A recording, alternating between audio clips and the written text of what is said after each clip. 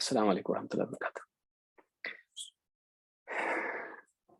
إن الحمد لله نحمده ونستعينه ونستغفره ونعوذ بالله من شرور أنفسنا ومن سيئات أعمالنا من يهده الله فلا مضل له ومن يضلل فلا هادي له وأشهد أن لا إله إلا الله وحده لا شريك له وأشهد أن محمدا عبده ورسوله أما بعد فإن خير الحديث كتاب الله وخير الهدي هدي محمد صلى الله عليه وعلى آله وسلم وشر الأمور محدثاتها وكل محدثة بدعة وكل بدعة ضلالة وكل ضلالة في النار.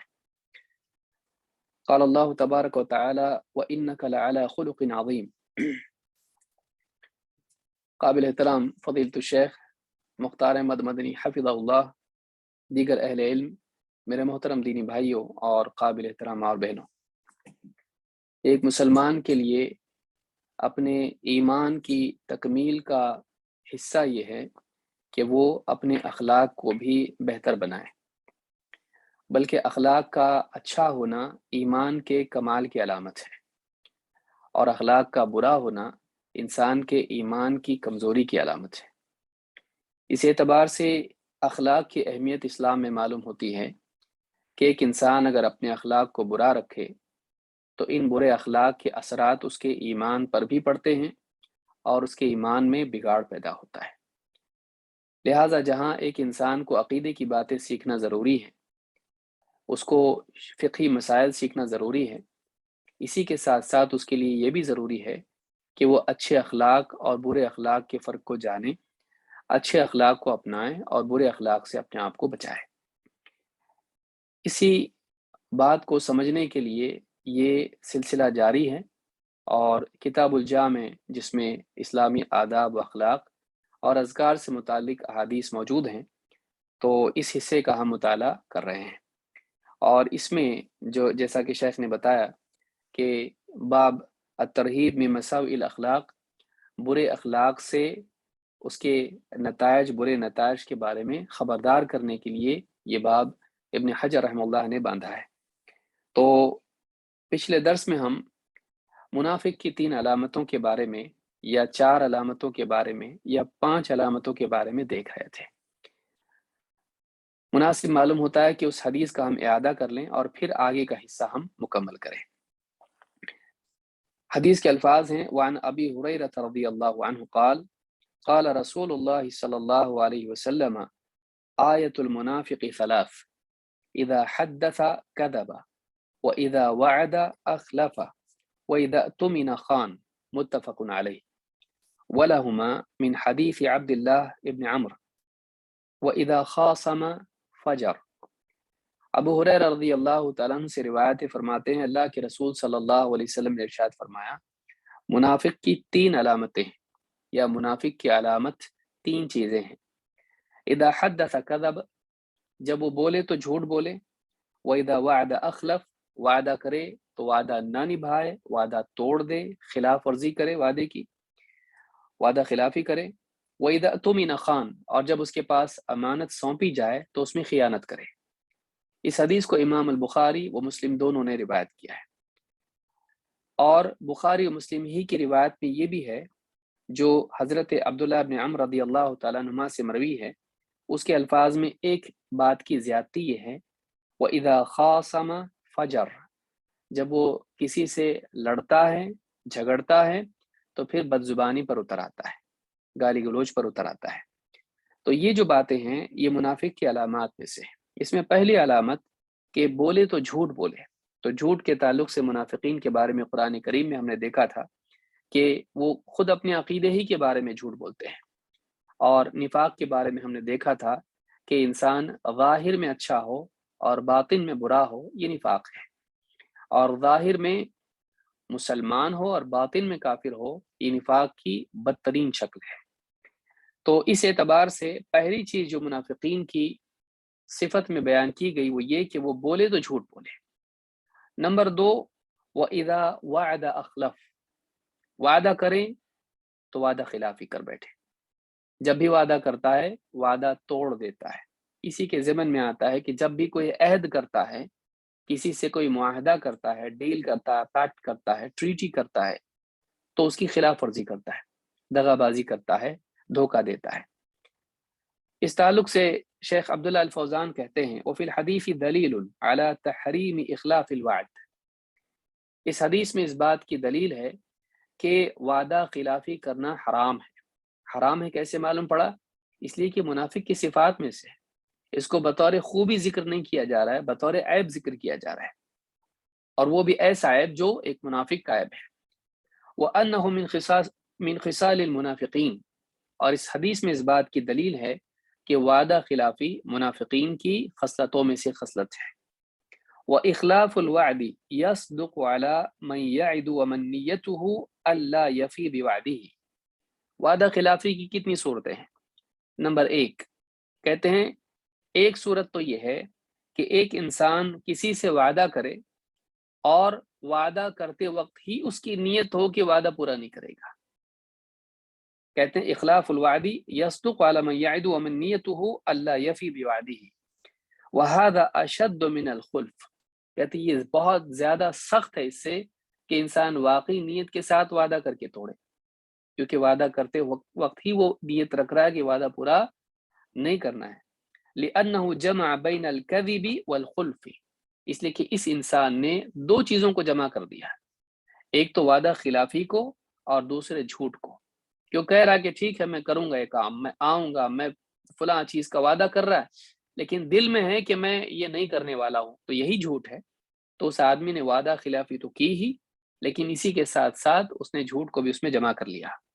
کما یصدق علی من وعد ومن نیته ان یفی لیکن بدا له ان یخلف الوعد من غیر عذر، دوسری صورت یہ ہے کہ ایک انسان کسی سے وعدہ کرے اور وعدہ کرتے وقت میں اس کی نیت ہو کہ وہ وعدہ پورا کرے گا، لیکن کچھ وقت کے بعد میں اس کی نیت بدل جائے۔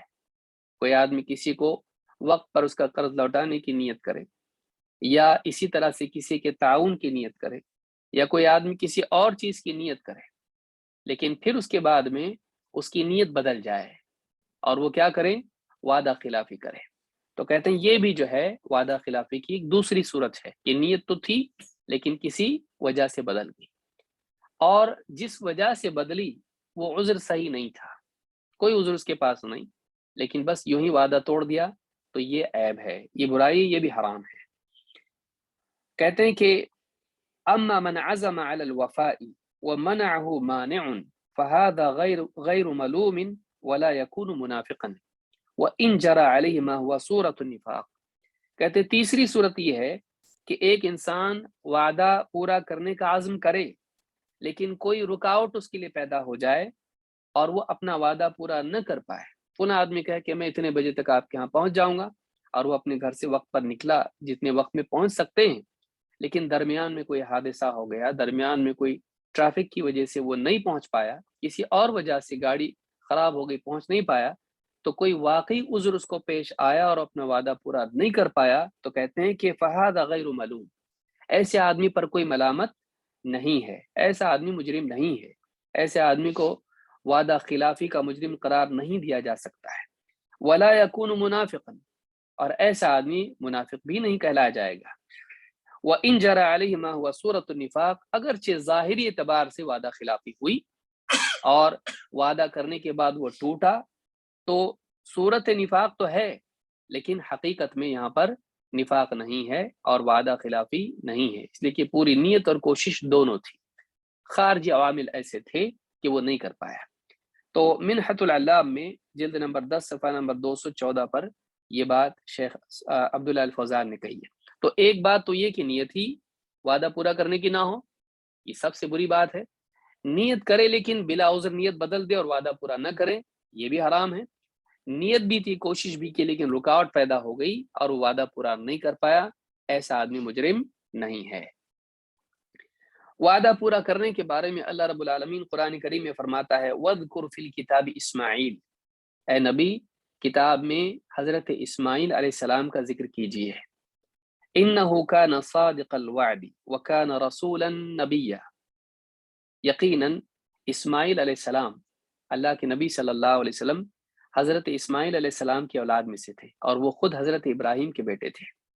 کہا کہ یقیناً اسماعیل صادق الوعد تھے، وعدے کے سچے تھے، وعدہ پورا کرنے والے، وعدہ نبھانے والے تھے۔ وکان رسول النبی، اور وہ اللہ کے رسول تھے، نبی تھے۔ رسالت اور نبوت دونوں ان میں جمع تھی۔ یہ سورہ مریم کی آیت نمبر 54 ہے۔ تو معلوم ہوا کہ انبیاء کے اوصاف میں سے یہ وصف ہے کہ وہ اپنا وعدہ پورا کرتے ہیں، جو وعدہ کرتے ہیں اس کو سچا کرتے ہیں۔ والد صاحب سے کیا کہا تھا؟ یا ابت فعل ما تؤمر ستجدنی انشاء اللہ من الصابرین۔ والد صاحب، جو اللہ کی طرف سے آپ کو حکم ہوا ہے نا، پورا اس کو پورا کیجیے، آپ یقیناً مجھے صبر کرنے والوں میں سے پائیں گے۔ اور واقعی انہوں نے بھی، اور ان کے باپ حضرت ابراہیم علیہ السلام نے بھی اس بات کو سچا کر دکھایا۔ تو امام القرطبی رحمۃ اللہ علیہ فرماتے ہیں صدق الوعد محمود، وعدہ پورا کرنا، وعدہ سچا کرنا، نبھانا، وعدے کا سچا ہونا، یہ ایک محمود چیز ہے، قابل تعریف چیز ہے۔ وَهُوَ مِنْ خُلُقِ النَّبِيِّينَ وَالْمُرْسَلِينَ، یہ چیز نبیوں اور رسولوں کے اخلاق میں سے ہے کہ وہ اپنے وعدے کو پورا کرتے ہیں۔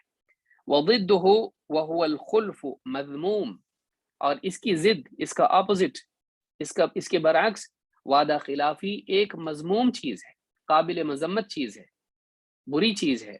وَذَلِكَ مِنْ أَخْلَاقِ الْفَاسِقِينَ وَالْمُنَافِقِينَ، اور یہ چیز فاسقین اور منافقین کے اوصاف میں سے ہے۔ آج بہت آسان ہو گیا، کوئی آدمی یوں ہی وعدہ کر دیتا ہے اور وعدے کی کوئی قدر و قیمت اس کی نگاہ میں نہیں ہوتی، بول دیتا ہے دل رکھنے کے لیے، لیکن دل توڑ دیتا ہے وعدہ توڑ کے۔ تو ایک آدمی واقعی وہی وعدہ کرے جس کے پورا کرنے کی صلاحیت اس کے اندر ہے اور عزم ہے، اور پورا اس کو کرے۔ یوں ہی کسی سے وعدے کرنا مجلس میں لوگوں کے سامنے بڑا بننے کے لیے، لیکن حقیقت میں اس کو پورا نہیں کرنا، یہ منافقین کی صفت ہے، کیونکہ ظاہر میں کچھ اور باطن میں کچھ، لوگوں میں کچھ اور اکیلے میں کچھ، پہلے کچھ اور بعد میں کچھ، یہ نفاق کی صورت ہے۔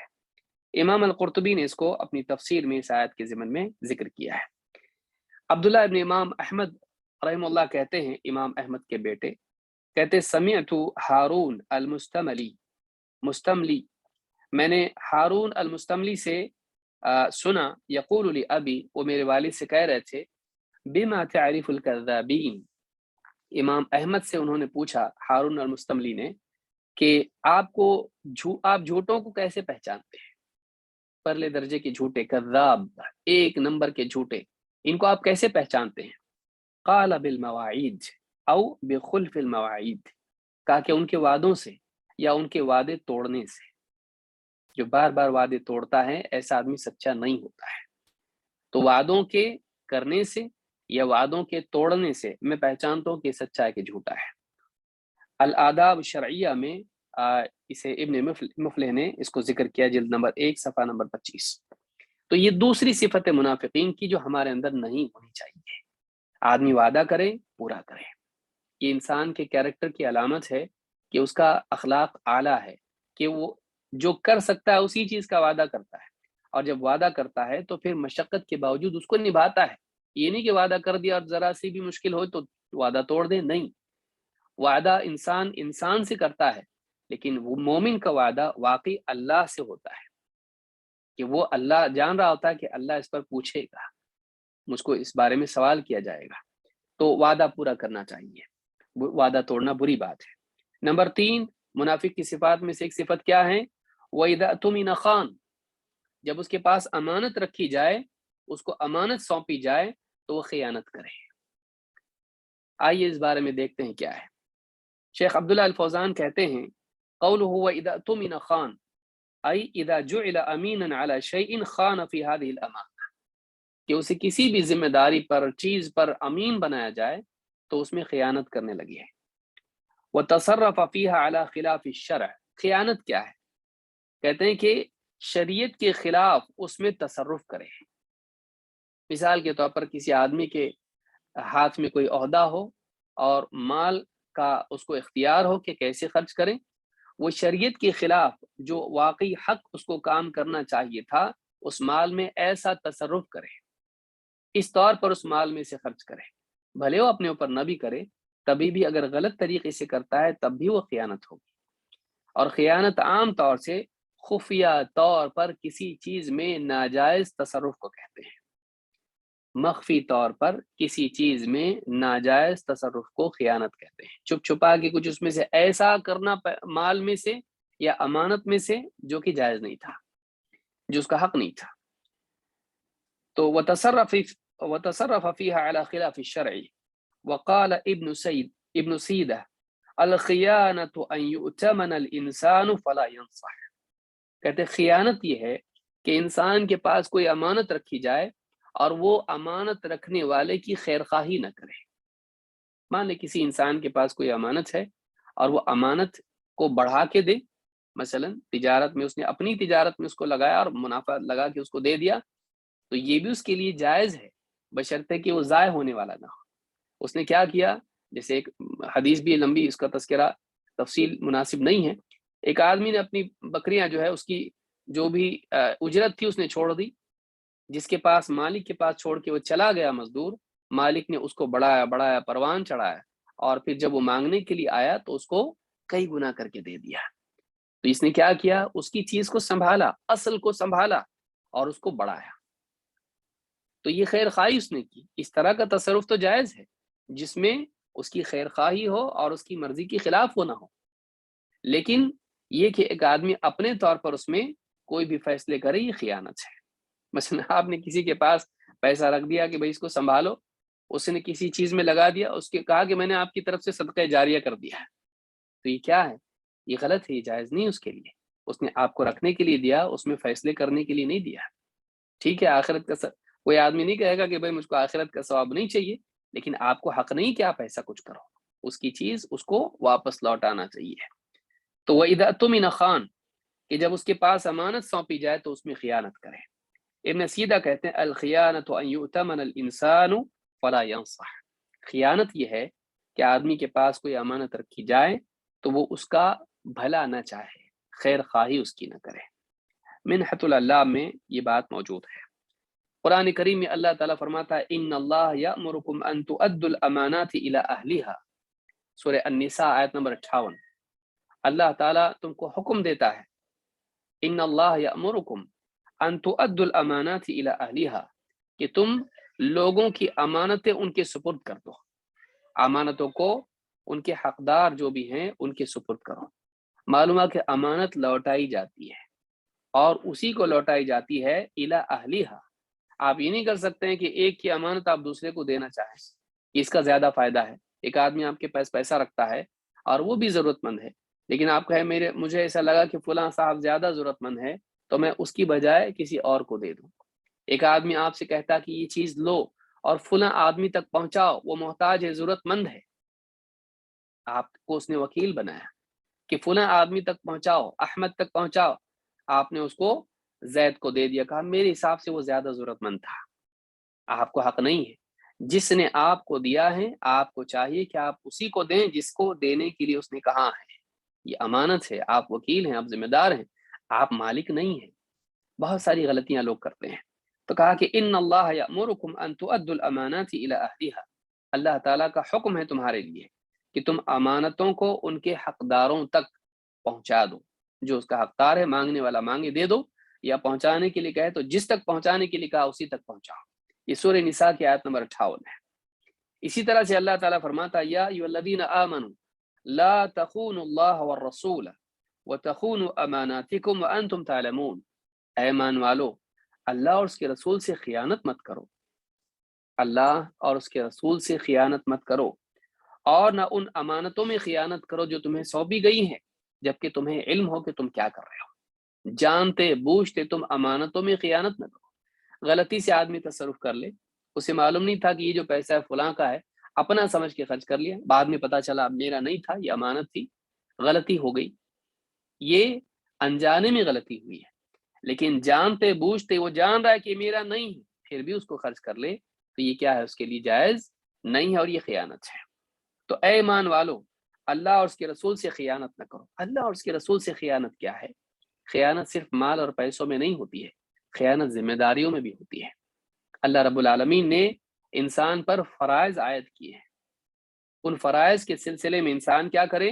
خیانت کر بیٹھے، اللہ کے فرائض ادا نہ کرے، یہ بھی خیانت ہے۔ اسی لیے ابن عباس رضی اللہ تعالیٰ عنہ کہتے ہیں وَتَخُونُوا أَمَانَاتِكُمْ، تم اپنی امانت میں بھی خیانت مت کرو۔ کہتے وَالْأَمَانَةُ الْأَعْمَالُ الَّتِي أَمَّنَ اللَّهُ عَلَيْهَا الْعِبَادِ، یعنی الفریضہ۔ کہتے امانت کیا ہے؟ اللہ تعالیٰ نے جو انسان کو فرائض سونپے ہیں ان کو پورا کرو، یہ امانت ہے۔ اگر وہ فرائض ادا نہیں کرتا ہے، 5 وقت کی نماز ہے، رمضان کے روزے ہیں، زکوٰۃ ہے، اس طرح کی جتنے بھی احکام اللہ نے دیے ہیں، جو فرائض اس پر عائد کیے ہیں، اگر وہ فرائض پورے نہیں کرتا ہے تو یہ امانت ادا نہیں کر رہا ہے، یہ بھی امانت ہے۔ تو اور کہتے ہیں کہ لا تخونوا، لا تخونوا کا مطلب کیا ہے؟ خیانت مت کرو کا مطلب کیا ہے؟ کہتے لا تنقصوها، اس میں کوئی کمی مت کرو، اس میں کوئی کمی مت کرو۔ تو کمی کرنا بھی خیانت شمار ہوتا ہے کہ آدمی دے لیکن کم کر کے دے، یہ خیانت ہے۔ کہ 1 لاکھ روپے آپ کے پاس کسی نے رکھے ہیں، آپ 1 لاکھ کی بجائے 99,000 دے دیں یا اس سے زیادہ دیں، آپ تھوڑا بھی اس میں سے کم کرتے ہیں تو یہ خیانت ہے۔ یہ نہیں کہ پورا آدمی کھا جائے، تھوڑا بھی کم کرتا ہے تو خیانت ہوتی ہے۔ یہ سورہ انفال کی آیت نمبر 27 ہے جس میں اللہ تعالیٰ نے امانتوں کا حکم دیا ہے۔ امانتوں کی خبرگیری کرنا یا اس کی حفاظت کرنا، اس کو سنبھال کے رکھنا کتنا ضروری ہے۔ امانت داری کا تعلق انسان کے ایمان سے ہے، اس کا مدار ایمان پر ہے اور ایمان کا مدار اس پر ہے۔ اللہ کے نبی صلی اللہ علیہ وسلم فرماتے ہیں لا ایمان لمن لا امانت لہ ولا دین لمن لا عہد لہ۔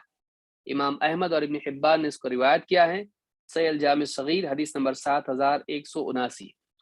اللہ کے رسول صلی اللہ علیہ وسلم فرماتے ہیں لا ایمان لمن لا امانت لہ، اس کے پاس ایمان نہیں، اس کا کوئی ایمان نہیں جس میں امانت داری نہ ہو،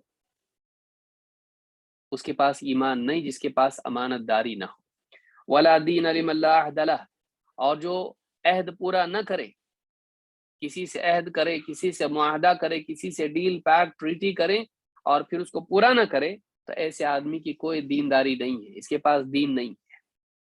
تو یہاں آپ دیکھیں گے کہ امانت کا ایمان سے تعلق ہے، امانہ ایمان جڑا ہوا ہے۔ تو ایک آدمی اگر امانت دار نہیں ہے تو اس کے ایمان کے عیب کی وجہ سے معلوم ہوا کہ اس کے پاس ایمان کے اعتبار سے کہیں نہ کہیں بڑا عیب موجود ہے۔ تو یہ ہوئی تیسری صفت۔ چوتھی صفت حدیث میں یہاں بیان کی گئی کہ اذا خاصم فجر، جب وہ جھگڑے پہ اتر آئے تو پھر فجر، حدیں پار کر جائے، گالی گلوچ کرنے لگے۔ امام النووی رحمۃ اللہ علیہ فرماتے ہیں وَإِنْ خَاصَمَ فَجَرْ أَيْ مَالَ عَنِ الْحَقِّ وَقَالَ الْبَاطِلُ وَالْكَذِبُ، کہ جب آدمی جھگڑا کرے تو فجور کا ارتکاب کرے۔ فجور کس کو کہتے ہیں؟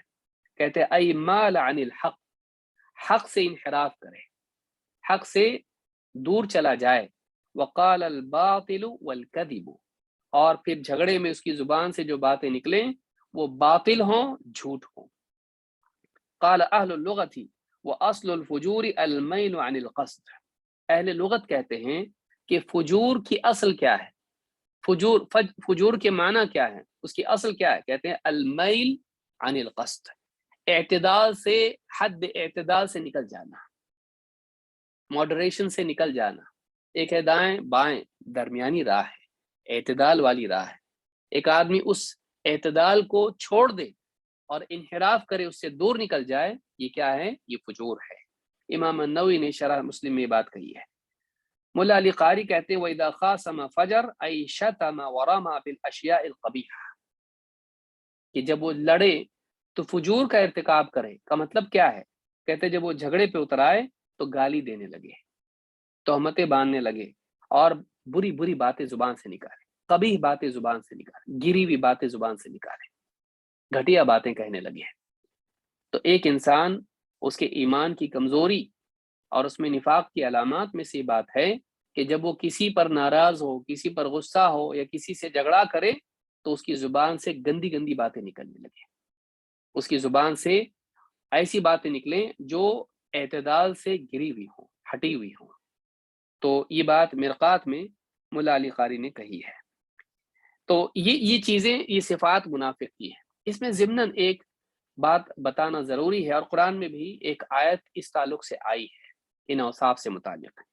قرآن کریم میں اللہ تعالیٰ فرماتا ہے وَمِنْهُمْ مَنْ عَاهَدَ اللَّهَ لَئِنْ آتَانَا مِنْ فَضْلِهِ لَنَصَّدَّقَنَّ وَلَنَكُونَنَّ مِنَ الصَّالِحِينَ، ان میں سے کوئی ایسا بھی ہے جو کہتا ہے کہ اگر اللہ تعالیٰ اپنا فضل مجھے عطا کرے تو میں ضرور صدقے کروں گا اور میں نیک لوگوں میں سے ہو جاؤں گا۔ فَلَمَّا آتَاهُم مِّن فَضْلِهِ، اور جب پھر اللہ تعالیٰ نے انہیں اپنے فضل میں سے عطا کر دیا، بخلوا به، کنجوسی کرنے لگ گئے، وتولوا وهم معرضون، اور پیٹ پھیر کے نکل گئے اعراض کرتے ہوئے، حق سے، ذمہ داری سے اعراض کرتے ہوئے منہ موڑ کے چل دیے۔ فَأَعْقَبَهُمْ نِفَاقًا فِي قُلُوبِهِمْ إِلَى يَوْمِ يَلْقَوْنَهُ، تو اللہ تعالیٰ نے ان کے دلوں میں قیامت تک کے لیے نفاق کو بطور سزا ڈال دیا۔ بما اخلف اللہ ما وعدوہ، اس وعدہ خلافی کی سزا میں جو انہوں نے اللہ تعالیٰ سے وعدہ خلافی کی تھی، وبما كانوا یکذبون، اور اس جھوٹ کی بنیاد پر جو اپنی زبانوں سے کہتے تھے۔ اب دیکھیں یہاں پر عہد پورا نہیں کرنا، وعدہ خلافی کرنا اور جھوٹ بولنا، یہ ساری صفات یہاں جمع ہے، اور اس کی بنا پر اللہ نے کیا فرمایا؟ فَأَعْقَبَهُمْ نِفَاقًا فِي قُلُوبِهِمْ، اللہ تعالیٰ نے اس کی سزا میں، بڑے بڑے باتیں کرتے تھے کہ اللہ اگر ہم کو مال دے گا تو ہم اس میں سے صدقہ کریں گے اور نیک زندگی گزاریں گے، لیکن جب اللہ نے دیا تو وعدہ کیا کیا؟ وعدہ خلافی کی، وعدہ خلافی کی، بخل کرنے لگ گئے، سخاوت کرنی چاہیے تھی مال آنے کے بعد، بخل کرنے لگ گئے، اور پھر جو حقوق ان پر تھے ان سے اعراض کر کے اپنا راستہ لے لیا۔ اس کی سزا میں اللہ نے کیا کیا؟ فَعَاقَبَهُمْ نِفَاقًا فِي قُلُوبِهِمْ، ان کے دلوں میں اللہ تعالیٰ نے بطور سزا نفاق ڈال دیا، إِلَى يَوْمِ يَلْقَوْنَهُ، اس دن تک کے لیے جس میں وہ اللہ سے ملاقات کریں گے۔ کیوں؟ بما اخلف اللہ ما وعدوہ وبما كانوا یکذبون، اس وعدہ خلافی سے جو اللہ سے انہوں نے کی اور جو اس جھوٹ کی وجہ سے جو بولتے تھے۔ سورہ التوبہ آیت نمبر 75 سے 77 تک آپ دیکھیں، یہ وہ آیت ہے جس میں اللہ رب العالمین نے وعدہ خلافی، جھوٹ، عہد توڑنا، بڑے بڑے دعوے کرنا، پورے نہیں کرنا، تو یہ جھوٹ، وعدہ خلافی، اس کو جمع کر دیا ہے اور بتایا کہ اس کی سزا میں نفاق دل میں پیدا ہوتا ہے۔ لیکن یہاں ایک اور بات جاننا ضروری ہے، وہ یہ کہ اس آیت کے ضمن میں بعض مفسرین میں، جن میں ابن کثیر بھی ہیں، انہوں نے ایک واقعہ نقل کیا ایک صحابی کا، اور ان صحابی کے بارے میں اس واقعے میں بظاہر دکھائی دیتا ہے کہ نعوذ باللہ وہ نفاق میں چلے گئے، کیونکہ آیت میں بتایا جا رہا ہے کہ اللہ نے ان کے دلوں میں نفاق ڈال دیا، اور یہ روایت بہت معروف ہے، لہٰذا اس روایت کا جاننا اور اس کی حقیقت کا جاننا بھی ضروری ہے، خصوصاً ایسے دور میں جس میں صحابہ کے بارے میں لوگ شکوک اور شبہات میں مبتلا کیے جا رہے ہیں۔ شیعہ کی طرف سے تو ایک زمانے سے چلتا آیا، بعض لوگ جو اپنے کو سنی کہتے ہیں، ایسے لوگ بھی آج پھیٹے باندھ کے صحابہ کے بارے میں بری باتیں بولنے لگے ہیں، اور معلوم نہیں ایک کے بعد ایک کتنوں کے بارے میں بولیں گے۔ جب ایک بار انسان ایک قتل کر دے تو پھر 100 قتل کرنا کیا مشکل ہے؟ آدمی کا جو پردہ ہوتا ہے شرافت کا، وہ ختم ہو جاتا ہے، تو ویسی جب ایک کے بارے میں بول دیا تو باقی کے بارے میں بولنے میں کیا رکاوٹ ہے؟ لہٰذا آئیے دیکھتے اس روایت کی حیثیت کیا ہے۔ یہ روایت پہلی بتا دوں کہ صحیح نہیں ہے، لیکن کیوں صحیح نہیں اور روایت کیا اور واقعہ کیا، اس کا بھی جاننا ضروری ہے، اور یہ مشہور روایت ہے جیسا کہ شیخ البانی نے کہا ہے۔ ابو امامہ رضی اللہ تعالیٰ عنہ الباہلی کہتے ہیں ان ثعلبۃ ابن حاطب الانصاری، ثعلبہ یہ مشہور روایت ہے حضرت ثعلبہ کے بارے میں، ان ثعلبۃ ابن حاطب الانصاری، ثعلبہ ابن حاطب انصاری صحابی مدنی، اتى رسول اللہ صلی اللہ علیہ وسلم، اللہ کے رسول صلی اللہ علیہ وسلم کی خدمت میں حاضر ہوئے، فقال یا رسول اللہ ادعو اللہ ان یرزقنی اللہ، اللہ سے دعا کریں کہ اللہ تعالیٰ مجھے مزید رزق دے۔ قال ویحک یا ثعلبہ، اے ثعلبہ تمہارا برا ہو، یہ ایک پیار سے بولنے کا انداز تھا، عربوں میں عام طور سے بولتے تھے تیرا برا ہو، لیکن مقصود برا ہو نہیں تھا، بس یعنی محبت سے بولا جاتا تھا، ڈانٹ کے طور پر۔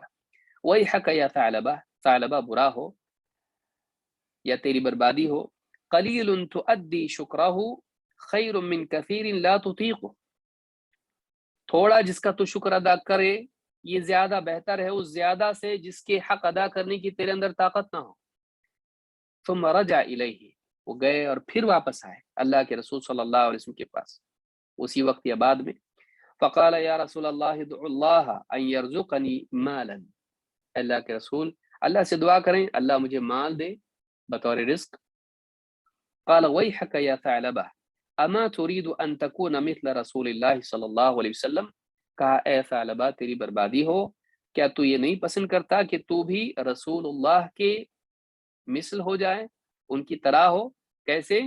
واللہ لو سألت ان يسيل لي الجبال ذهبا وفضة لسالت، اللہ کی قسم اگر میں اللہ سے مانگتا کہ وہ میرے ساتھ یعنی پہاڑوں کو سونا اور چاندی بنا کے چلائیں تو ایسا ہوتا، وہ چلنے لگ جاتے ہیں۔ تو میرے پاس آج یہ سب چیزیں نہیں ہیں، میں کتنے زہد کے ساتھ زندگی گزار رہا ہوں، تیرے لیے میرا طریقہ مناسب نہیں ہے، میری طرح تو نہیں بنے گا، پسند نہیں کرتا۔ ثم رجع الیہ، پھر وہ واپس آئے۔ فقال یا رسول اللہ ادعو اللہ ان یرزقنی مالا، پھر کہا کہ اللہ کے رسول اللہ سے دعا کریں کہ میرے لیے اللہ تعالیٰ مجھے مال عطا کرے۔ واللہ لئن آتانی اللہ مالا لأوتین کل ذی حق حقہ، اللہ کی قسم اگر اللہ کے رسول اگر اللہ نے مجھے مال دیا نا تو میں ہر حقدار کا حق ضرور پہنچاؤں گا، میں سارے حقداروں کو ان کا حق دوں گا مال میں سے۔ فقال رسول اللہ صلی اللہ علیہ وسلم اللہم ارزق ثعلبة مالا، آپ نے کہا اللہ کہ اے اللہ ثعلبہ کو مال دے۔ فاتخذ غنما، جب مال ان کے پاس آیا تو انہوں نے بکریاں خریدیں۔ فنمت کما ینمو الدود، ایسی بکریوں میں بڑھوتری ہوئی، بڑھنے لگی جیسے گویا کہ کیڑے مکوڑے بڑھتے ہیں تو دودھ کی طرح سے کیڑوں کی طرح سے جیسے ان کی کثرت ہوتی ہے بکریاں بھی بڑھی۔ حتی ضاقت عنہا ازقۃ المدینہ، اتنی بکریاں کہ مدینہ کے دروازے اور راستے تنگ ہونے لگے ان کے لیے۔ فتنحا بہا، تو مدینہ سے ان راستوں سے یا بستی سے تھوڑے دور ہو گئے۔ وکان یشہد الصلاۃ مع رسول اللہ صلی اللہ علیہ وسلم ثم یخرج الیہا، وہ اللہ کے نبی صلی اللہ علیہ وسلم کے ساتھ نماز پڑھتے اور پھر بکریوں ہی میں چلے جاتے، یعنی بکریوں کے پاس جاتے نگرانی کے لیے۔ ثم نمت حتی تعذرت علیہ مراعی المدینہ، اتنی بکریاں پھر بڑھ گئیں کہ مدینہ کی چراگاہ بھی ان کے لیے کافی نہیں ہونے لگی۔ فتنحا بہا، بکریاں لے کے اور مدینہ سے دور چلے گئے۔ فکان یشہد الجمعہ مع رسول اللہ صلی اللہ علیہ وسلم ثم یخرج الیہا، اب 5 نمازوں کے لیے آتے تھے، جب دور چلے گئے تو 5 نمازوں کے لیے نہیں آنے لگے، اب صرف جمعہ کے لیے آنے لگے۔ کہا کہ وہ جمعہ پڑھتے اور جمعہ پڑھنے کے بعد پھر بکریوں کے پاس جاتے۔ ثم نمت فتنحا بہا، پھر اور بکریاں بڑھی اور دور چلے گئے مدینہ سے۔ وترک الجمعۃ والجماعات، پھر جمعہ اور جماعت بھی چھوٹنے لگی، جماعتیں بھی چھوٹیں جمعہ بھی چھوٹنے لگے۔ فیتلقى الرکبان ویقول ماذا عندکم من الخبر، سوار نبی صلی اللہ علیہ وسلم کی طرف سے کبھی ان کی طرف سے گزرتے تو ان سے پوچھتے ماذا عندکم من الخبر، کیا نئی خبر ہے کوئی نبی صلی اللہ علیہ وسلم کے تعلق سے مدینہ کی۔ وما كان من امر الناس، اور لوگوں کا کیا حال ہے۔ فانزل اللہ عز وجل، یعنی یہ حال ہوگا کہ خود آ نہیں پاتے تھے، دور ہی رہ کے پوچھتے تھے، یہ روایت صحیح نہیں ہے۔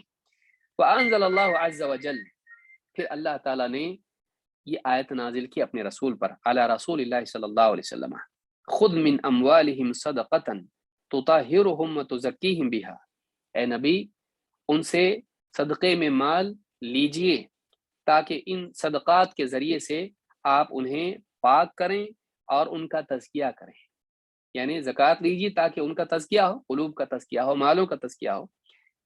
سورہ توبہ کی آیت نمبر 103 یہ آیت نازل ہوئی، یعنی زکوٰۃ لیجیے، زکوٰۃ کا مطالبہ کرنے کا حکم ہے۔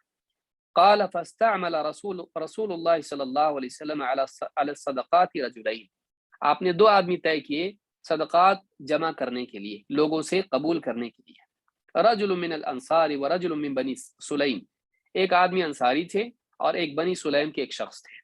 وَكَتَبَ لَهُمَا سُنَّةَ الصَّدَقَةِ وَأَسْنَانَهَا، اور انہیں صدقے کی سنت یا جو احکام تھے وہ بتائے اور عمریں بتائیں، کون سی عمر کے جانور ان کا کتنا صدقہ کس سے قبول کیا جائے گا زکوٰۃ میں۔ وَأَمَرَهُمَا أَن يُصَدِّقَ النَّاسَ، اور انہیں حکم دیا کہ جاؤ لوگوں سے صدقات جمع کر کے لاؤ۔ وَأَن يَمُرَّ بِثَعْلَبَةَ، اور آپ نے کہا ہاں دیکھو ثعلبہ کے پاس بھی جانا، ان سے بھی فَيَأْخُذَ مِنْهُ صَدَقَةَ مَالِهِ فَفَعْلَ حَتَّى ذَهَبَ إِلَى ثَعْلَبَةَ، اور کہا کہ جاؤ ثعلبہ کے پاس جاؤ اور اس سے بھی اس کے صدقہ زکوٰۃ اس کے مال سے قبول کرو، جمع کرو، اخذ کرو۔ پس وہ نکلے یہاں تک کہ حضرت ثعلبہ کے پاس آئے۔ فَأَقْرَآهُ کتاب رسول اللہ صلی اللہ علیہ وسلم، اور اللہ کے رسول صلی اللہ علیہ وسلم کا جو خط تھا احکام کا وہ پڑھ کے ان کو سنایا۔ فقال صدق الناس فاذا فرغتما فمر بی، کہا جاؤ لوگوں سے جمع کرو اور جب ہو جائے سارا کام تو پھر میرے پاس آنا، مجھ سے گزرنا۔ ففعل، انہوں نے ایسے ہی کیا، اور پھر جب سارے لوگوں سے جمع کر کے ان کے پاس آئے، فقال واللہ ما هذه الا اخیۃ الجزیہ، کہ اللہ کی قسم یہ جو وصول کر رہے ہو نا تم، یہ تو جزیے ہی کا چھوٹا بھائی ہے، یہ جو زکوٰۃ ہے یہ جزیے ہی کی طرح کوئی چیز ہے۔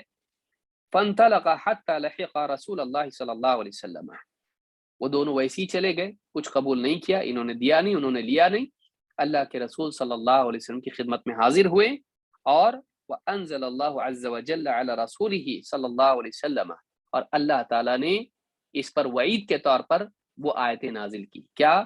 وَمِنْهُمْ مَنْ عَاهَدَ اللَّهَ لَئِنْ آتَانَا مِنْ فَضْلِهِ إِلَى آخِرِهِ إِلَى قَوْلِهِ يَكْذِبُونَ، وہی آیت جو میں نے شروع میں پڑھی تھی کہ ان میں سے بعض ایسے بھی ہیں کہ جو عہد کرتے ہیں کہ اگر اللہ نے ہم کو مال دیا تو ہم اس میں سے صدقہ کریں گے۔ اللہ نے یہ آیت وعید کے طور پر نازل کی۔ قال فركب رجل من الانصار قريب لثعلبة راحلة حتى اتى ثعلبة، جیسی آیت سنی ایک رشتہ دار حضرت ثعلبہ کا تھا، سوار ہو گیا اور فوراً دوڑا دوڑا اپنی سواری پر ان کے پاس آیا، اور فقال ویحک یا ثعلبہ، کہا ثعلبہ تمہاری بربادی آ گئی، ہلکتا تم تو ہلاک ہو گئے، انزل اللہ عز وجل فیک من القرآن کذا، اللہ نے تمہارے لیے قرآن میں تمہارے خلاف آیتیں نازل کر دی۔ فاقبل ثعلبہ، حضرت ثعلبہ دوڑے دوڑے اللہ کے رسول صلی اللہ علیہ وسلم کی خدمت میں حاضر ہوئے، ووضع التراب على رأسه وهو يبكي، سر پر مٹی ڈالے روتے روتے اللہ کے نبی صلی اللہ علیہ وسلم کے پاس آئے، ويقول یا رسول اللہ یا رسول اللہ، اور کہتے رہے اللہ کے رسول، اے اللہ کے رسول۔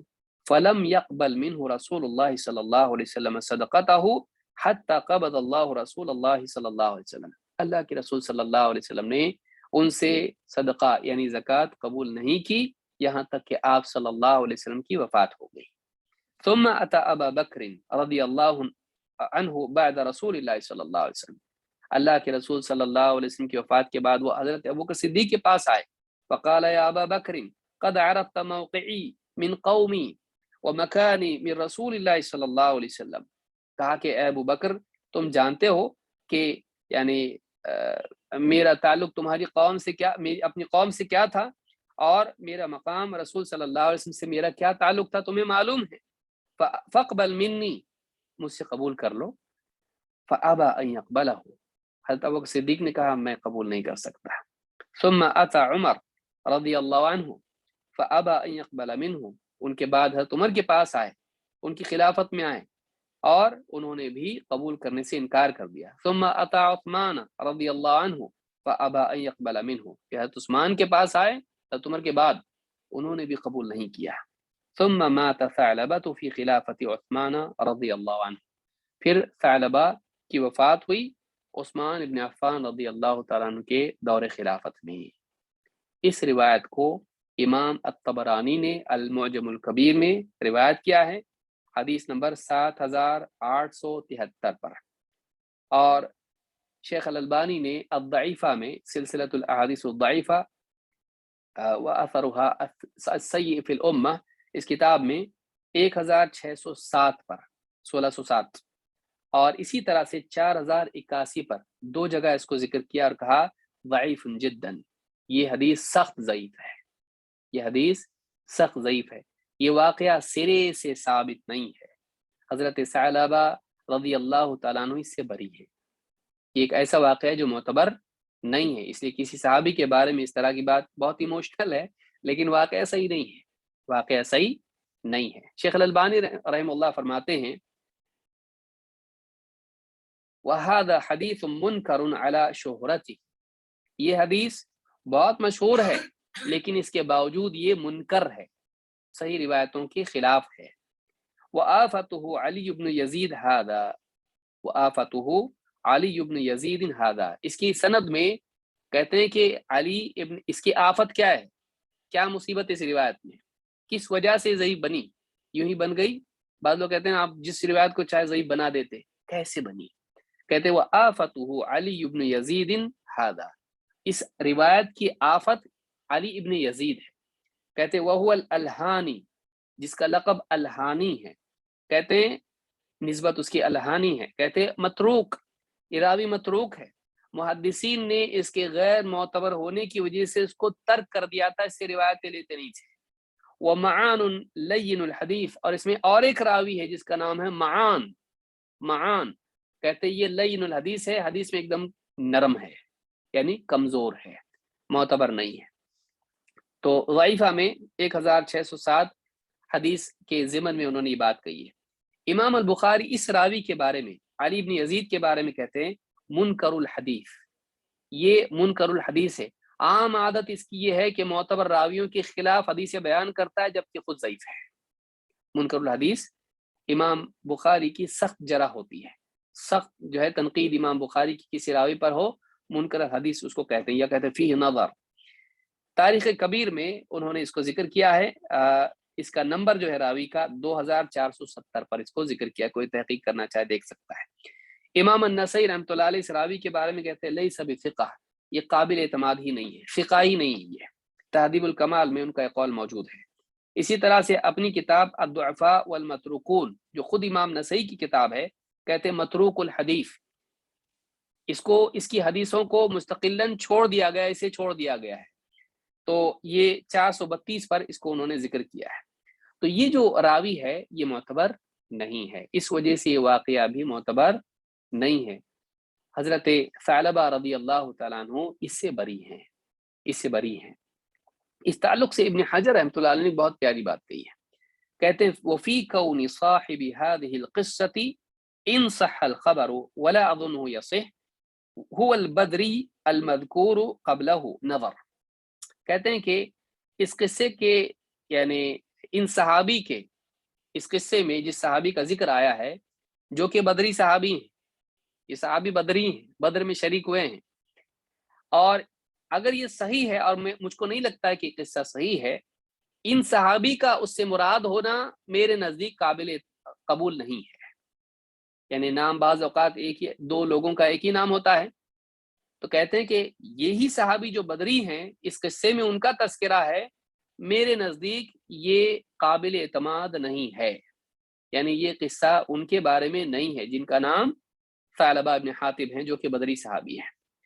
وقد ثبت انه صلی اللہ علیہ وسلم قال لا يدخل النار احد شهد بدرا والحدیبیہ، جبکہ اللہ کے نبی صلی اللہ علیہ وسلم ایک معتبر روایت میں کہہ چکے ہیں کہ جہنم میں وہ آدمی داخل نہیں ہوگا، کوئی بھی شخص جو بدر اور حدیبیہ میں شریک ہوا ہے وہ جہنم میں نہیں جائے گا۔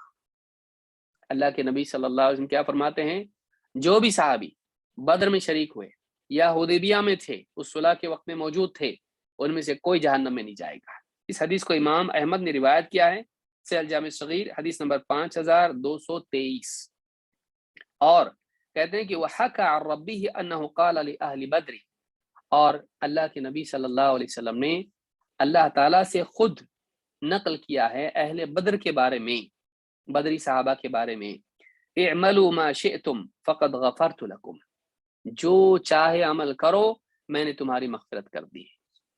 بدری صحابہ کے بارے میں کیا ہے، جو بھی عمل کرو، اتنا بڑا کام تم نے کر دیا اسلامی تاریخ کا کہ اب تمہاری مغفرت میں نے کر دیا، اب جو چاہے عمل کرو۔ یہ نہیں کہ وہ گناہ کرتے تھے، نعوذ باللہ، وہ تو اور بھی دیندار لوگ تھے، لیکن اللہ تعالیٰ نے کہہ دیا اب تمہارے کچھ بھی اتنی بڑی نیکی تمہارے پاس ہے کہ کچھ غلطیاں بھی ہو جائیں تو اس کے مقابلے میں یہ بھاری ہو جائے گی، جو چاہے عمل کرو، تمہاری مغفرت کر دی میں نے، پیشگی طور پر مغفرت کا وعدہ ان کے لیے۔ یہ دو حدیث ان کے بارے میں ہیں، جہنم میں نہیں جائیں گے، مغفرت ہو گئی، جو چاہے عمل کرو۔ کہتے فمن یکون بهذه المثابة کیف یعقبه اللہ نفاقا فی قلبہ، ابن حجر رحمۃ اللہ علیہ فرماتے ہیں کہ جن لوگوں کے بارے میں اور جس شخص کے بارے میں اتنی بڑی فضیلت کسی کی ہے، اللہ کا اتنا بڑا وعدہ ان کے لیے ہے، اس کے بارے میں کیسے کہا جا سکتا ہے کہ اللہ تعالیٰ نے اس کے دل میں نفاق ڈال دیا ہے، وہ منافق ہو گیا؟ ایسے نہیں کہا جا سکتا ہے۔ وَيَنزِلُ مَا فِيهِ مَا يَنزِلُ فِيهِ مَا نَزَلَ فَالظَّاهِرُ أَنَّهُ غَيْرُهُ۔ ابن حجر کیا کہتے ہیں کہ کیسے ہو سکتا ہے کہ جن کا یہ معاملہ ان کے بارے میں نفاق کی آیت نازل ہو، یا جو اللہ تعالیٰ نے اس شخص کی فضیحت میں نازل کیا وہ نازل ہو، ظاہر یہ ہے کہ یہ کوئی دوسرا شخص ہے۔ اگر اس روایت کو صحیح مانا بھی جائیں تو وہ ثعلبہ کوئی اور ثعلبہ ہے، یہ وہ ثعلبہ نہیں ہے جو بدری صحابی ہیں، ثعلبہ ابن حاتب۔ الاصابہ فی تمییز الصحابہ میں ابن حجر نے جلد نمبر 1 صفحہ نمبر 516 پر یہ بات کہی ہے۔ ابن حجر دوسری جگہ فتح الباری میں کہتے ہیں، جلد نمبر 3 صفحہ نمبر 266 پر کہتے ہیں حدیث ضعیف لا یحتج بہ، یہ ضعیف حدیث ہے، اس سے دلیل نہیں پکڑی جا سکتی ہے، قابل احتجاج نہیں۔ ابن عبد البر نے بھی اس کو ایک جگہ ذکر کیا ہے، اپنی کتاب الاستیعاب میں ذکر کیا ہے اس کو، اور کوئی اس پہ تنقید نہیں کی ہے، لیکن اپنی ایک دوسری کتاب میں، یہ میں اتنا اہمیت سے کیوں بتا رہا ہوں، کیونکہ یہ معروف واقع ابن کثیر نے تفسیر میں اس کو ذکر کیا ہے، یہ واقع تفسیر ابن کثیر میں بھی ہے۔ ابن عبد البر نے اس کو ذکر کیا الاستیعاب میں فی معرفت الاصحاب میں، واقعہ نمبر 270 پر، اور اس پر کوئی ذکر نہیں کیا، اس پہ کوئی تنقید نہیں کی، لیکن الدرر فی اختصار المغازی والسیر، اس میں صفحہ نمبر 119 پر ابن عبد البر کہتے ہیں وَلَعَلَّ قَوْلَ مَنْ قَالَ فِي ثَعْلَبَةَ إِنَّهُ مَانِعُ الزَّكَاةِ الَّذِي نَزَلَتْ فِيهِ الْآيَةِ غَيْرُ صحیح۔ بہت یعنی قوی بات یہ ہے، گمان یہ ہے کہ جس نے بھی کہا ہے کہ یہ ثعلبہ ابن حاتب بدری صحابی یہی وہ ہیں جنہوں نے زکوٰۃ نہیں دی تھی اور ان کے بارے میں آیت نازل ہوئی تھی، وہ صحیح نہیں ہے، وہ واقعہ صحیح نہیں ہے۔ تو یہ بات جو ہے اس واقعے کے تعلق سے مختلف علماء نے کہی ہے، اس کو ملحوظ رکھنا ضروری ہے۔ بعض لوگوں نے کتاب بھی لکھی ہے کہ 2 مظلوم صحابی، ان میں سے ایک یہ ہیں اور ایک دوسرے صحابی ہیں۔ تو ثعلبہ ابن حاتب رضی اللہ تعالیٰ عنہ جو ایک بدری صحابی ہیں، ان کی شان میں یہ کہنا کہ نعوذ باللہ ان کا خاتمہ نفاق پر ہوا یا ایمان اور نفاق کے درمیان ہوا، نعوذ باللہ یہ بات صحیح نہیں ہے، وہ اس سے بری ہیں، اور ان کے بارے میں، وہ تو بدری صحابہ میں سے ہیں، ان کے بارے میں اللہ کی طرف سے پیشگی جنت کی بشارت موجود ہے، اور مغفرت کی بشارت ہے، جہنم سے حفاظت کی بشارت موجود ہے۔ لہٰذا یعنی دعوت کے اور دین کی حفاظت کے تقاضوں میں سے ایک یہ تقاضا بھی ہے کہ صحابہ کی عزت کو بچایا جائے، صحابہ کی شان میں گستاخی سے بچا جائے، صحابہ پر جھوٹی تہمتیں جو شیعہ حضرات کی طرف سے لگی ہیں ان کو ان سے دھویا جائے۔ بہت ساری جھوٹی روایتیں، اول فل بکواس لوگوں نے گھڑ کے صحابہ کے بارے میں، بلکہ شیخین کے بارے میں باتیں کہی ہیں، ابو بکر و عمر رضی اللہ تعالیٰ عنہ کے بارے میں کہی ہے، حضرت معاویہ کے بارے میں کہی ہے، یا دوسرے صحابہ کے بارے میں کہی ہیں۔ تو ایک مسلمان کو چاہیے، خصوصاً اللہ نے اگر اس کو علم سے نوازا ہے تو اس پر یہ فریضہ ہے کہ اگر عام انسان کی، عام مسلمان کی عزت پر اگر کوئی آنچ آتی ہے، جھوٹی تہمت لگتی ہے، اور یہ گواہ ہے کہ نہیں ایسا نہیں، اس کے پاس علم ہے، تو اس کی ذمہ داری کہ وہ اس کی عزت کو بچائے۔ تو صحابہ کی عزت تو ہم سے یعنی بہت بہت زیادہ ہے، اور ان کا حق ہم پر بہت زیادہ ہے۔ لہٰذا یہ بھی ضروری ہے کہ صحابہ کے بارے میں جو بد کلامی لوگوں نے کی ہے اس کا جواب دیا جائے، اور ان کو اس سے بری ثابت کیا جائے، جھوٹ کو ان سے دور کیا جائے۔ تو یہ حدیث کے ضمن میں باتیں تھیں، اس لیے میں مناسب سمجھا کہ اسی آیت کے ضمن میں یہ بات آئی ہے، نفاق کے تعلق سے ہی وہ چیز ہے، اور صحابی اس سے بری ہیں۔ آئیے ہم آگے بڑھتے ہیں، حدیث نمبر 7 ہم دیکھتے ہیں، اور یہ باب الترہیب میں مساوی الاخلاق میں یہ حدیث نمبر 7 ہے، جو اسی کے بعد کا حصہ ہے۔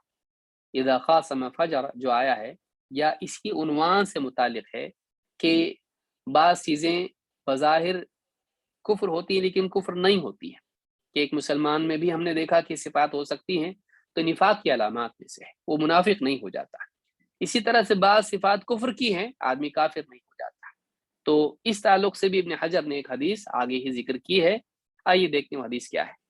وعن ابن مسعود رضی اللہ عنہ قال قال رسول اللہ صلی اللہ علیہ وسلم سباب المسلم فسوق وقتاله کفر متفق علیہ۔ اب عبداللہ ابن مسعود رضی اللہ تعالیٰ عنہ سے روایت ہے، فرماتے ہیں اللہ کے رسول صلی اللہ علیہ وسلم نے ارشاد فرمایا سباب المسلم فسوق، مسلمان کو گالی دینا فسوق ہے، گناہ کی چیز ہے، وقتالہ کفر، اور اس سے جنگ چھیڑنا، اس سے قتال کرنا، اس سے لڑنا، یہ کفر ہے۔ قتل اور قتال الگ ہوتا ہے، آگے ہم دیکھیں گے۔ وقتالہ کفر، اور اس سے قتال کرنا، اس سے لڑنا، یہ کیا ہے؟ کفر ہے۔ متفق علیہ۔ تو اس میں دو باتیں بیان کی گئی ہیں، مسلمان کو گالی دینا یا سباب کی تفصیل زیادہ ہے، ہمارے ہاں گالی اس کو بولا جاتا ہے، ضروری نہیں کہ گالی ہی اس کے لیے لفظ استعمال کیا جائے، سباب میں وسعت ہے۔ آئیے ہم دیکھتے ہیں اس کے معنی کیا ہے۔ تو ایک سباب اس میں ہے اور دوسرے جو ہے اس میں قتال ہے۔ ان دونوں چیزوں کے بارے میں اس حدیث میں بیان کیا گیا۔ ہم پہلا حصہ پہلے دیکھتے ہیں۔ سباب المسلم فسوق، مسلمان کے ساتھ سباب کرنا فسوق ہے۔ سباب کیا ہے؟ فسوق کیا ہے؟ اس کو ہم سمجھیں گے۔ پہلے تو لفظ سمجھنا ضروری کہ سب کا مطلب کیا ہوتا ہے۔ سب و شتم جب ہم کہتے ہیں اس کا مطلب کیا ہوتا ہے؟ ابن حجر رحم اللہ کہتے ہیں السباب، سباب کے معنی میں کہتے ہیں وَيَحْتَمِلُ أَن يَكُونَ بِمَعْنَى السَّبْ، سباب سب کے معنی میں بھی آ سکتا ہے۔ وَهُوَ الشَّتْمُ وَهُوَ نِسْبَةُ الْإِنسَانِ إِلَى عَيْبٍ، یہی شتم ہے۔ سب، سباب اور شتم ابن حجر کہتے ہیں انہیں ایک ہی معنی میں استعمال ہوتے ہیں، اور وہ کیا ہے؟ نسبت الانسان الی عیب، کسی انسان سے کوئی عیب جوڑ دینا، کسی انسان کی نسبت کرنا کسی عیب سے، چاہے وہ ظاہر میں ہو، چاہے وہ باطن میں ہو، چاہے وہ پیدائش کے اعتبار سے ہو، جسمانی اعتبار سے ہو، مال کے اعتبار سے ہو، رنگ کے اعتبار سے ہو، خاندان کے اعتبار سے ہو، قوم قبیلے کے اعتبار سے ہو۔ جیسے کسی انسان کی زبان میں تھوڑا سا بولنے میں وہ اٹکتا ہو، اس کو کچھ کہا جائے، یا کوئی انسان رنگ میں کالا ہو، اس کو کالا کلوٹا کہا جائے، یا کوئی انسان کسی نسب کے اعتبار سے حبشی ہو، اس کو ابن سودا کہا جائے، یا کچھ اس طرح کی بات کہی جائے جس سے اس کے حسب و نسب میں، یا کوئی آدمی غریب ہو اس کو بھوکا ننگا فقیر اس طرح سے کچھ کہا جائے، بھکاری کہا جائے اس کو۔ تو اس طرح کی کوئی لفظ جو ہے عیب دار لفظ، کسی عیب سے اس انسان کو جوڑنا، اس کو سب یا سباب کہتے ہیں۔ وہ عیب بہت گھنونا بھی ہو سکتا ہے، کم گھٹیا بھی ہو سکتا ہے، لیکن کسی نہ کسی عیب سے اس کو جوڑا جائے۔ یا جیسے کوئی آدمی ہے وہ لنگڑ کے چلتا، اس کو لنگڑا کہا جائے، کانا کہا جائے، یا اس طرح کی کوئی بہنگا کہا جائے اس کو۔ تو اس طرح کا کوئی لفظ اس کے لیے استعمال کرنا جس میں اس کا عیب ظاہر ہوتا، اسے سب کہتے ہیں۔ ہمارے یہاں اس کے لیے گالی لفظ آتا ہے، لیکن گالی جو لفظ ہوتا ہے بہت گندی باتوں کے لیے استعمال ہوتا ہے۔ عربی میں سب تھوڑا وسیع ہوتا ہے، عیب سے انسان کو جوڑنا، ضروری نہیں کہ گالی ہمارے یہاں کی طرح ہو۔ اس کا بھی بتنگڑ بنا کہ صحابہ کے بارے میں بعض لوگوں نے باتیں کہی ہیں کچھ۔ سب اور غیبت میں فرق ہوتا ہے۔ شیخ عبداللہ الفوزان کہتے ہیں وَالسَّبُّ هُوَ الشَّتْمُ، وَالسَّبُّ هُوَ الشَّتْمُ وَالتَّكَلُّمُ فِي عِرْضِ الْإِنسَانِ بِمَا يَعِيبُهُ فِي حَضْرَتِهِ، کسی انسان کی موجودگی میں اس کے بارے میں ایسی بات کہنا جس سے اس میں عیب پیدا ہو جائے۔ کسی انسان کی موجودگی میں کوئی ایسی بات کہنا جو عیب دار ہو، اس کو عیب سے جوڑنے والی ہو۔ فَإِن، اس کو کیا کہتے ہیں؟ سب۔ فَإِن كَانَ فِي غِيبَتِهِ فَهُوَ غِيبَةٌ، لیکن اگر وہ انسان موجود نہ ہو اور اس کے کسی عیب کو بیان کیا جائے، اس کو عیب سے جوڑا جائے، تو کیا ہو جاتا ہے؟ غیبت ہو جاتا ہے۔ تو موجود ہو تو وہ سب ہے، گالی جس کو ہمارے یہاں کہا جائے۔ اگر موجود ہو تو سب و شتم ہے، اور اگر موجود نہ ہو تو کیا ہے؟ وہ غیبت ہے۔ منحۃ العلام میں یہ بات انہوں نے شیخ ابن عثیمین کے حوالے سے کہی ہے، التعلیق علی صحیح مسلم میں ابن عثیمین نے یہ بات کہی ہے۔ سب اور سباب میں بعض علماء نے فرق بتایا ہے۔ حدیث میں کیا لفظ ہے؟ سباب المسلم فسوق، سب المسلم فسوق نہیں آیا۔ تو بعض علماء نے کہا کہ دیکھو سب اور سباب میں بھی فرق ہوتا ہے۔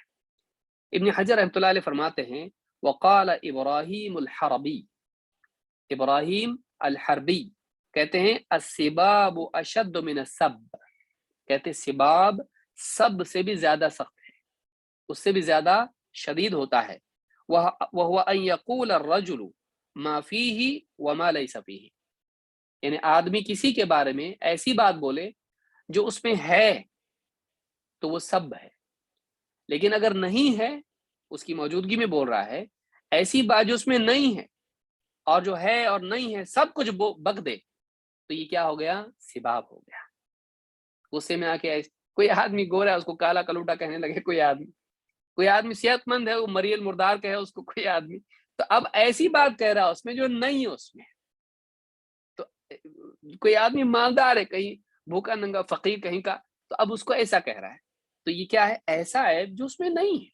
اگر ایسا کچھ کہتا ہے تو یہ کیا ہے؟ یہ سباب ہے، کہ غصے میں آ کے آدمی جو منہ میں آئے بکنے لگے، اس کو سباب کہتے ہیں۔ ایسے عیوب جو اس میں نہ ہو ان کا کہنا سباب ہوتا ہے۔ کہتے ہیں کہ وہ ان یقول الرجل ما فیہ وما لیس فیہ یرید بذلک عیبہ، کہتے ہیں مراد اس کی ہے کہ وہ اس کا عیب ایسا بیان کرے جو نہیں ہے اس کے اندر اور جو ہے، دونوں مکس کر کے جب بولتا ہے تو یہ کیا ہوتا ہے؟ سباب، اس کو سباب کہتے ہیں۔ تو ایسی یہ حدیث نمبر 48 کے ضمن میں فتح الباری میں ابن حجر نے بات کہی ہے۔ فسوق کے کیا معنی ہے؟ فسوق کا معنی کیا ہے؟ سباب المسلم فسوق، ہم نے دیکھا سباب کس کو کہتے ہیں، فسوق کیا ہے؟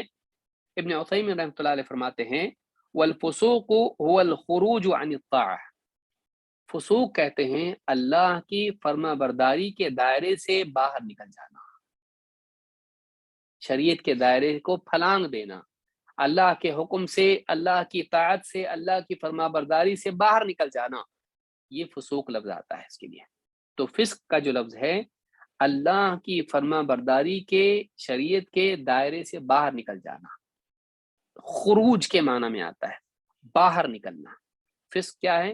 باہر نکل جانا۔ کس چیز سے نکلنا؟ اللہ کی فرما برداری سے باہر نکل جانا۔ فتح ذی الجلال والاکرام میں ابن عثیمین نے بات کہی ہے۔ فسق کے دو مراتب ہیں۔ ابن عطیہ رحمہ اللہ فرماتے ہیں اپنی تفسیر میں المحرر، ان کی مشہور تفسیر جو 15 جلدوں میں ہے، کہتے ہیں والفسق فی عرف الاستعمال الشرعی الخروج عن طاعت اللہ عز وجل، لغوی اعتبار سے یا جو شرعی استعمال اس کا عرف میں ہوتا ہے تو اس اعتبار سے فسق کے معنی یا فسوق کے معنی ہوتے ہیں اللہ کی طاعت سے باہر نکل جانا۔ لیکن کہتے ہیں خاص بات اس کو یاد رکھیے، کہتے ہیں فقد یقع علی من خرج بکفر وعلی من خرج بعصیان، کہتے ہیں کہ دونوں طرح سے استعمال ہوتا ہے، خروج دونوں طرح کا ہو سکتا ہے، کہ ایک آدمی کفر کر کے اللہ کی حد سے باہر نکل جائے یہ بھی فسق ہے، اور گناہ کر کے اللہ کی طاعت سے باہر نکلے یہ بھی فسق ہے۔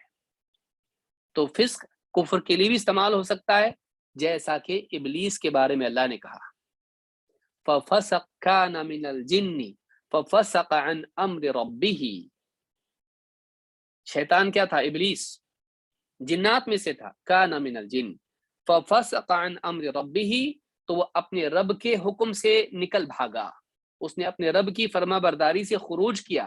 کیسے خروج کیا؟ ابا واستکبر وکان من الکافرین، انکار کیا، گھمنڈ میں آ گیا اور وہ کافروں میں سے ہو گیا یا کافروں ہی میں سے تھا۔ تو کفر کے ساتھ بھی آدمی باہر اسلام سے نکل گیا، اللہ کی طاعت ہے اس سے باہر نکل گیا، یہ بھی فسق ہے۔ اور یہ کہ آدمی نافرمانی اللہ کی کرے، انکار نہ کرے، تو یہ بھی کیا ہے؟ فسق ہوتا ہے۔ شراب پیے، جوا کھیلے، زنا کرے وغیرہ وغیرہ، گالی دے، جھوٹ بولے، یہ بھی کیا ہے؟ یہ فسق ہے، لیکن اس سے اسلام سے باہر نہیں نکلتا۔ تو ہر فسق کفر نہیں ہوتا ہے، ہر فسق کفر نہیں ہوتا ہے۔ تو ابن عطیہ رحمہ اللہ نے یہ بات اپنی تفسیر میں کہی ہے۔ 7:15 تک ہے نا وقت؟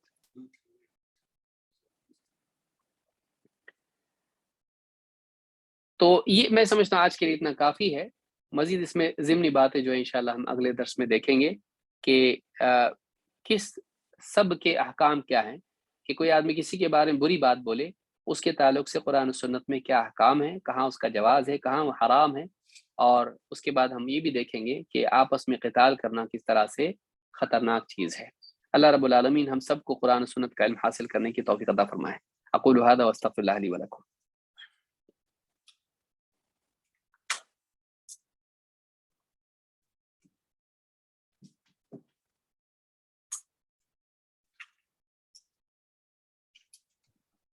جزاک اللہ خیر شیخ.